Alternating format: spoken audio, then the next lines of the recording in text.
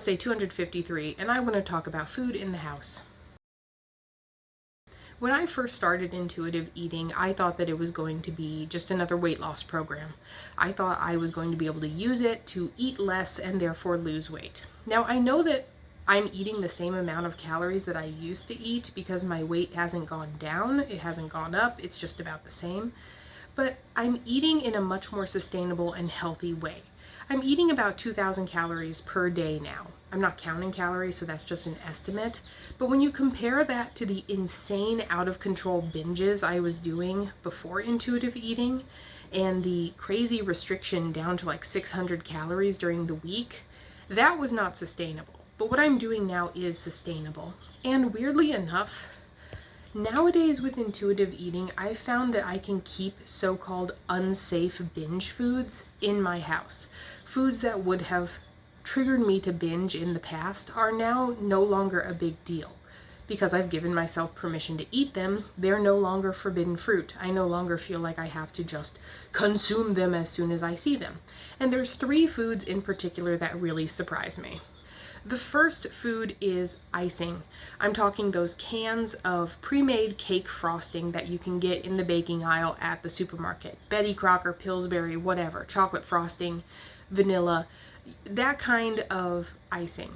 I used to not be able to keep that in the pantry. If I was planning on baking a cake, I would have to bake the cake part, leave it on the counter to cool, and then while it was cooling, drive to the grocery store, pick up the icing, and drive back to immediately frost the cake and then throw the can in the garbage. Because if I kept it in the house, I would be in there in the pantry with a spoon eating it, just consuming it in a binge. And after doing that, it would trigger a more massive binge. You know, like, oh, you already ate the entire can of frosting, might as well eat 6 packs of Oreos, 2 frozen pizzas. You know the drill. If you know binging, then you know the drill. As soon as you blow it a little bit, that's the excuse to eat 10,000 more calories. But with intuitive eating, I can now just keep icing in the pantry. I don't have to make a special plan for it. It's just there. And it's not even bothering me. Like, there is a can of chocolate frosting in the pantry right now that, like, I actually saw it today, which is what prompted me to make this video. But yeah, it's just there. It's just there, and it's a thing that exists, which is strange. The other binge trigger food is potatoes. I was going to break this down into all the various preparations of potatoes, but we would literally be here all day. But potatoes in any form, baked, mashed, French fries, any kind of potato would trigger a binge for me. Potatoes were one of the foods that when I started intuitive eating, I thought that was something that I was going to eat into extinction. I thought there would be no potatoes left in the world after I started intuitive eating. But now I've noticed that I crave potatoes probably once every 2 weeks or so. And I will say that I do still overeat potatoes. Like, a serving of potatoes is what, like 1?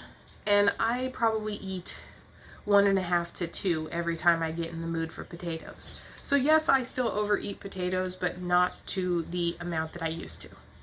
The third and final food is soda. Soda is actually an interesting food for me because it is probably the one food that actually introduced me to the idea of intuitive eating. The whole, like, when I first started intuitive eating, it scared the crap out of me. I tried it.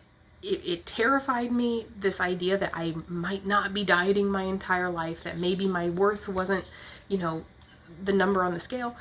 But I freaked out and I stopped intuitive eating. And it was actually soda that brought me back into it, because I had healed my relationship with soda way back, even before I started doing these videos.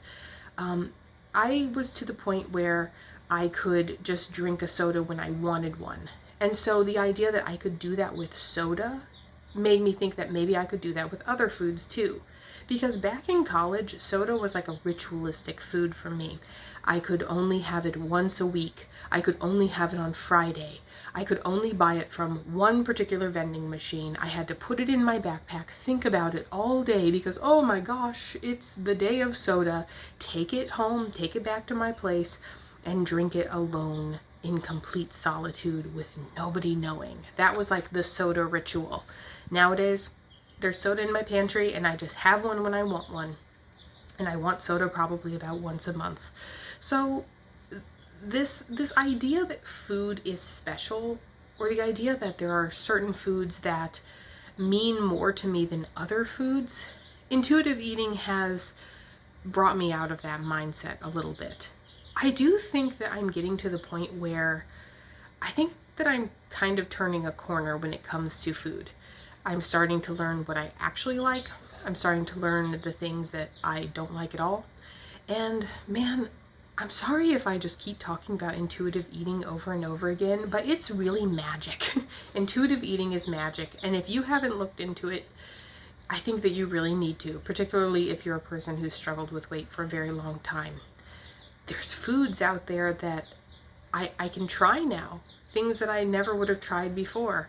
There are foods that I can just have around without it being a big deal. It's magic, you guys. It really is.